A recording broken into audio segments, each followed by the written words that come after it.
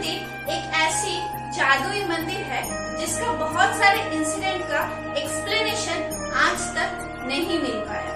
कोई भी scientist explain नहीं कर पाया साइंस का कौन से भाग में ये सारी चीजें पॉसिबल। ये मंदिर अपने आप में इतना सारा रहस्य छुपा के रखता है कि आम इंसानों के बस की बात नहीं है कि उन सारे राजों का उद्घाटन करना। नमस्ते, मैं हूँ Shreya and welcome back to my channel. चलिए आज के वीडियो में पुरी का जगन्नाथ मंदिर से जुड़े हुए बहुत सारे राज के बात जानते हैं। ऐसे राज जिसका कोई एक्सप्लेनेशन कोई भी साइंटिस्ट आज तक नहीं दे पाया। पुरी जगन्नाथ मंदिर के शिखर में एक ऐसा ध्वज लहराता है जो हवा के विपरीत लहराता है। सबको ही पता है कोई भी ध्वज हवा के डायरेक्शन में ही लहराता है, लेकिन ये पूरी मंदिर की शिखर में जो ध्वजा है वो हवा के उल्टे डायरेक्शन में क्यों लहराता है, इसके पीछे क्या साइंस है, क्या लॉजिक है, आज तक किसी को नहीं समझ में आया। और मंदिर की शिखर में लगी हुई ये ध्वज को हर रोज शाम को बदलना पड़ता है, मतलब हर रोज उसको चेंज करना पड़ता है। मंदिर की कोई ना कोई पुरोहित हर शाम को without any safety, without any protection के उस शिखर में चढ़ता है और उस ध्वज को हर रोज चेंज करता है। ये प्रथा 800 साल से चलता आ रहा है और ये मान्यता है कि अगर किसी भी दिन भूल चूक से वो ध्वज अगर चेंज नहीं हुआ तो फिर मंदिर का दरवाजा 18 सालों के लिए अपने आप बंद हो जाएगा और वो 18 साल तक नहीं खुलेगा। इसीलिए 800 साल से हर रोज कोई ना कोई पंडित ऊपर चढ़ के उस ध्वजा को चेंज करता है। वहाँ के लोगों का ये मान्यता है कि कोई दिव्य शक्ति उस ध्वज को हवा के विपरीत दिक में लहरा के वहाँ के लोगों को ये एहसास दिलाता है कि ईश्वर वहीं पर मौजूद है और उनकी कृपा दृष्टि सबके ऊपर बनी हुई है। कोई दिव्य शक्ति है जो ध्वज को हवा के विपरीत दिक लहरा के वहाँ के लोगों को ये एहसास दिलाता है कि प्रभु हमेशा उस जगह पे मौजूद है और उनकी कृपा दृष्टि हमेशा उन लोगों पे बनाई हुई है। तो अगर कोई भी प्रभु का भक्त कोई भी मुश्किल में, कोई भी परेशानी में पड़े तो प्रभु खुद नेचर के अगेंस्ट जाके भी उन भक्तों का उद्धार करेंगे। ये उल्टी लहराती हुई ध्वजा इसी बात का प्रतीक माना जाता है कि प्रभु आपकी रक्षा के लिए किसी भी हद तक जा सकते हैं। प्रभु अगर चाहे तो आपके लिए हवा का दिक भी मोड़ सकता है। जगन्नाथ पुरी मंदिर की शिखर में एक अष्ट धातु से बना हुआ सुविशाल चक्र नजर में आता है। ये माना जाता है ये श्री कृष्ण जी का सुदर्शन चक्र का एक अंश है, इसलिए इस चक्र में कभी भी जंग नहीं पड़ता है। ये जो सुविशाल चक्र है, ये चक्र मंदिर के ऊपर से जाने वाले कोई भी हवाई जहाज की उड़ान में बाधा डालते हैं। इसीलिए उस मंदिर के ऊपर से कोई भी हवाई जहाज, कोई भी पक्षी कुछ भी नहीं गुजरता। मतलब मंदिर के ऊपरी भाग से कोई भी हवाई जहाज, कोई भी पक्षी, कोई भी ड्रोन कुछ भी नहीं उड़ पाता है। और आश्चर्यजनक बात तो ये है मंदिर के ऊपर लगी हुई वो नील चक्र को आप मंदिर की किसी भी दिशा से देखोगे तो हमेशा उसका मुंह आपकी तरफ ही दिखाई देगा। हम सबको पता है कोई भी बड़ी चीज हो ना, उसकी छाया हमेशा पड़ती है। मतलब सूरज की गति अनुसार हमेशा जो छाया है, शैडो है, वो पड़ता है। लेकिन पुरी का मंदिर का शिखर का जो शैडो है, जो छाया है, वो आज तक नहीं दिखाई दिया। मतलब पूरी जगन्नाथ मंदिर का कोई भी छाया नहीं पड़ता है। चाहे सूरज किसी भी तरफ हो, लेकिन मंदिर का छाया नहीं पड़ता है। यहाँ पे मौजूद कई लोग ये नहीं जानते हैं जगन्नाथ मंदिर की तीसरी सीढ़ी का रहस्य।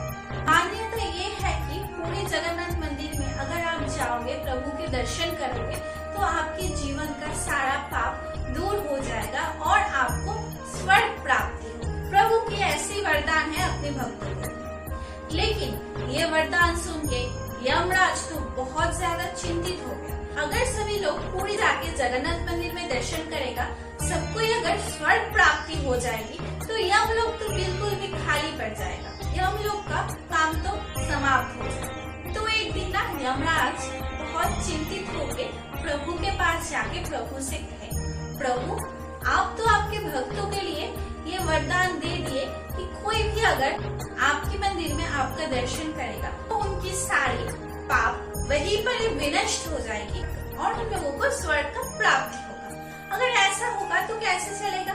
ऐसा होने पे तो पूरा यमलोक खाली पड़ जाएगा। तो हमारे प्रभु यमराज की बात सुन के उनसे कहा, यमराज तुम एक काम करो, मेरी जो मंदिर की 22 सीढ़ियां है उनमें से जो 3 नंबर सीढ़ी है उस 3 नंबर सीढ़ी तुम अपना स्थान ग्रहण करो।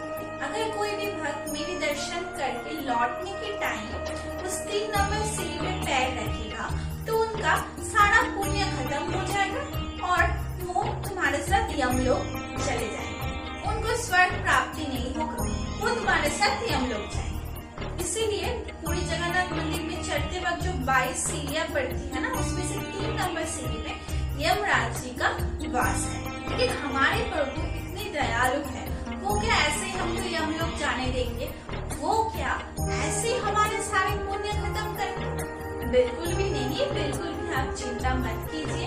हम जब पूरी जगन्नाथ मंदिर जाते हैं, जाने के वक्त ही हमको वो 22 सीढ़ियां चढ़नी पड़ती है, लेकिन लौटने के समय ना हम पीछे वाले रास्ते से लौटते हैं। मतलब आपके प्रभु के और पुण्य के बीच में वो 3 नंबर वाली सीढ़ी नहीं आती है। लौटने के बाद हम पीछे से लौटते हैं तो वो सीढ़ी वहाँ पे नहीं होती है, तो आपका कोई भी पुण्य विनष्ट नहीं जाता।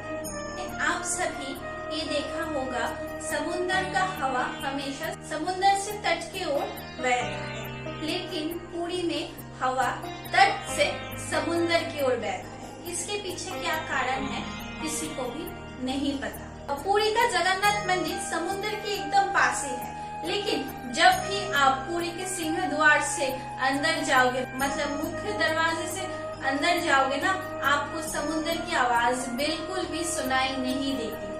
ये कैसे पॉसिबल है किसी को भी नहीं पता। मतलब समुद्र के इतने पास होते हुए भी पुरी मंदिर के अगर मुख्य द्वार को आप पार कर लो ना, इसके बाद आपको समुद्र की लहरों की बिल्कुल भी आवाज, बिल्कुल भी शोर नहीं सुनाई देगी। और एक बात, और सबसे खास और सबसे रहस्यमय जगह है तो इस मंदिर की रसोई। इस मंदिर की रसोई में लगभग 500 के भी ज्यादा लोग प्रभु के लिए 56 भोग तैयार करते हैं। और आश्चर्यजनक बात तो ये है, ये जो 56 भोग पकता है ना, सभी एकदम शाकाहारी प्रक्रिया से पकता है, मिट्टी के बर्तन में पकता है। सारा भोग जो है वो मिट्टी के बर्तन में ही पकता है। और यहाँ पे चूल्हा के ऊपर ना एक साथ 7 बर्तन को रखा जाता है, ठीक है, 7 बर्तन एक साथ रख के खाना पकाया जाता है। लेकिन हमने बोला ना आश्चर्यजनक बात ये है कि जो बर्तन चूल्हा से सबसे ज्यादा ऊपर होता है, सबसे ज्यादा ऊपर का बर्तन, 7 नंबर का बर्तन सबसे पहले पकता है, उसके बाद उसके नीचे वाला पकता है, ऐसे करके करके पूरा नीचे तक आता है।